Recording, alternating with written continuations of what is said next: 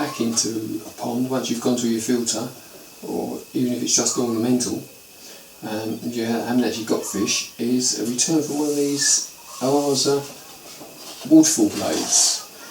They've got a feed in underneath if you're in a false wall, or there's one at the back if you've got more room and you've got a pump house, that sort of thing at the back, and this is just been fixed to a brick wall. Obviously the water comes over there. You've got a baffle plate in there so that when the water comes up, that evens the flow out, so you should get a nice even flow over the blade. There's a facility in here for an LED, and that illuminates the water as it comes over. I'll show you that in a minute. These really need a flow from an Oase 8000 pump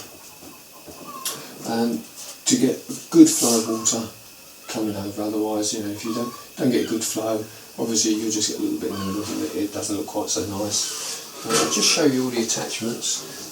You've got a hose connector, they just screw in the bottom.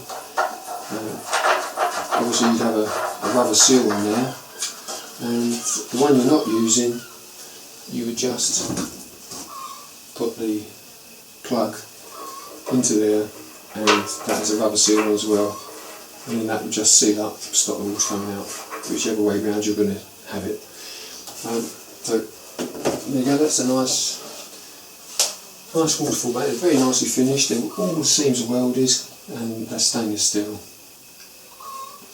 and they're quite easy to fit. All you've got to do is check that this is level when it goes in the wall. Bed it down onto a bed of mortar, check the level as you go, and then you'll be fine.